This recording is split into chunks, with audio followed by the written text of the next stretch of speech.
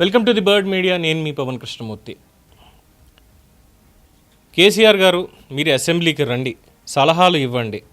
మీరు అసెంబ్లీకి వస్తే మీ గౌరవానికి ఎటువంటి భంగం మేము కలిగించబోము. అసెంబ్లీ సమావేశాల్లో ఈ కృష్ణా గోదావరి జలాల అంశం మీద పవర్ పాయింట్ ప్రజెంటేషన్, తద్వారా దాంట్లో మీరు ఇచ్చేటువంటి సూచనలు, సలహాలు, గతంలో ఏం జరిగింది, ఇప్పుడు ఏం జరుగుతోంది, రేపు మనం ఏం చేయాలి, అందరూ కలిసి తెలంగాణకు సంబంధించి మనం ఏం చేయాలి అనే దాని మీద మీరు కూడా పెద్దలు రావాలి. మీ గౌరవానికి ఎటువంటి భంగం వాటిల్లదు అని ముఖ్యమంత్రిగా నేను హామీ ఇస్తున్నాను. దయచేసి మీరు సభకి రండి, ఈ చర్చలో పాల్గొనండి అని చాలా గౌరవంగా రేవంత్ రెడ్డి ఒక మెట్టు కిందకి దిగి గతంలో ఎదుర్కొన్నటువంటి అవమానాలు కానీ, ఇప్పటికీ ఎదుర్కొంటున్నటువంటి అవమానాలు కానీ అన్నిటినీ కూడా పక్కన పెట్టి ఈ వివాదానికి ఒక ఫుల్ స్టాప్ అనేది మనం క్లియర్ పెట్టాల్సిందే. సో మీరు కూడా రావాలి. గత ప్రభుత్వంలో మీరు ముఖ్యమంత్రిగా ఉన్నారు, కీలకంగా ఉన్నారు కాబట్టి మీ సలహాలు, సూచనలు యాజ్ అ సీనియర్ కింద మీరు కూడా ఇవ్వండి అని చెప్తూ ఉంటే, అబ్బే నాకెందుకు అనుకున్నారో ఏంటో తెలీదు, అసెంబ్లీకి మాత్రం ఆయన వెళ్ళలేదు. ఇంత గౌరవంగా పిలుస్తున్న కేసీఆర్ వెళ్ళట్లేదు అంటే కారణాలేంటి? రెండే కనిపిస్తున్నాయి. ఒకటి అహంకారం అనుకోవాలా, లేదు అనుమానం అనుకోవాలా. అహంకారం దేనికి? ఎవడా రేవంత్ రెడ్డి, 10 ఏళ్ల పాటు నేను ముఖ్యమంత్రిగా ఉన్న తెలంగాణను తీసుకొచ్చింది నేను, కొట్లాడింది నేను, కొట్లాడి తీసుకొచ్చినటువంటి తెలంగాణకి అన్నీ చేసినాక కూడా ప్రజలు నన్ను పక్కన కూర్చోబెట్టారు. నువ్వు వద్దురా పోయి ముఖ్యమంత్రి కిందని కూర్చోబెట్టారు. అట్లాంటప్పుడు నేను ఎందుకు పోవాలి? ఎవడైతే ఏంది రేవంత్ రెడ్డి, నేను ఎందుకు పోవాలి? ఎందుకంటే మనం చూసాం కదా, 2 గంటల ప్రెస్ మీట్ పెట్టి మరి ఏ విధంగా ముఖ్యమంత్రి అని కూడా లేకుండా మాట్లాడారు. సరే, గతంలో మాట్లాడారు అనేటువంటి పాయింట్ పెట్టుకున్నప్పుడు వాళ్ళ రాజకీయ వాగ్బాణాలు అనేది వేరు. బట్ అసెంబ్లీకి రమ్మంటున్నారు, బయట ఎక్కడో చర్చకు కూడా కాదు. మీరు అసెంబ్లీ సమావేశాలకు రండి, being an MLA, elected MLA, మీరు రావాలి అని కోరుతున్నారు. అప్పుడు ఇందులో అహంకారం ఎందుకు వస్తుంది కేసీఆర్కి అసలు?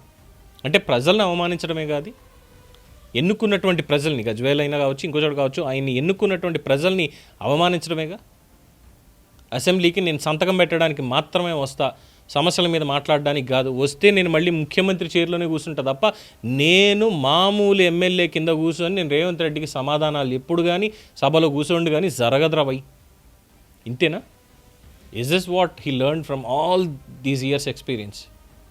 మాజీ మంత్రిగా చేశారు, తర్వాత ముఖ్యమంత్రిగా చేశారు, డిప్యూటీ స్పీకర్గా చేశారు. సభా సాంప్రదాయాలు తెలియదు ఆయనకి. అంటే అహంకారం అనుకోవాలి. ఆడవాడ పిలిచేది నేనెందుకు పోయేది. ఇది పాయింట్ 1. పాయింట్ 2, అనుమానం.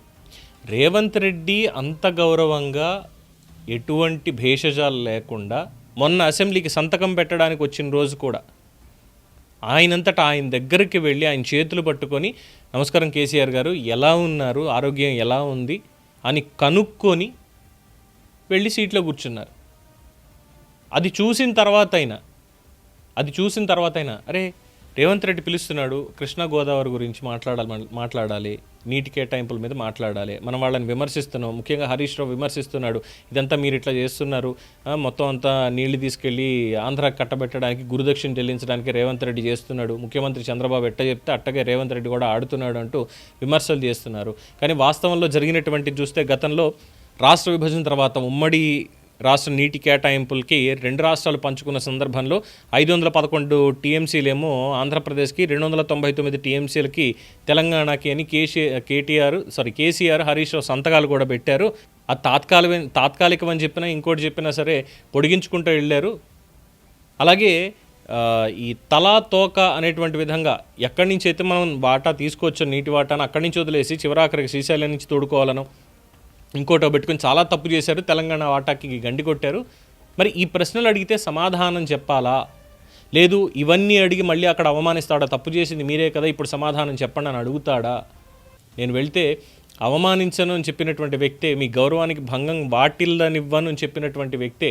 అంటే బయటకు వచ్చి ఒకలా మాట్లాడతాడు, రాజకీయ సభల్లోకి, శాసనసభలో ఉంటేనేమో ఇంత పద్ధతిగా సాంప్రదాయంగా మీరు రావాలి అని పెద్దరికం చూపిస్తాడు, పెద్దరికానికి గౌరవిస్తాడు. బట్ ఎక్కడో తేడా కొడుతోంది అనేటువంటి ఒక అనుమానం అనుకోవాలి. అంటే మరి గతంలో 10 ఏళ్లలో కూడా ఏ విధంగా అవమానించారో శాసనసభలో చాలామందిని చూస్తున్నారు కాబట్టి కేసీఆర్ కూడా ఇప్పుడు అనుమానం రావచ్చు, అరే నేను చేసిందే అంత ఎక్కువ ఉన్నది, ఇప్పుడు వీళ్ళు వచ్చినాక వీళ్ళు ఎందుకు చేయకుండా ఉంటారు, అందులో 10 ఏళ్ల పాటు మనం ఉన్నాం అధికారంలో, వీళ్ళు ఇంకో వచ్చి 2 ఏళ్ళు అవుతుంది, 2.5 ఏళ్ళు అవుతుంది, అలాంటిది వీళ్ళు మనం అవమానించకుండా ఉంటారా అనేటువంటి ఒక అనుమానమా? ఏమనుకోవాలి? దేంతోటి వెళ్ళలేదంటారు మీరు? కేసీఆర్ శాసనసభకి వెళ్ళకపోవడానికి కారణం అహంకారం అని అనుకోవాలా ఆర్ అనుమానం అని అనుకోవాలా? మీ అభిప్రాయాన్ని కామెంట్స్ రూపంలో తెలియజేయండి. చూస్తూనే ఉండండి ది బర్డ్ మీడియా.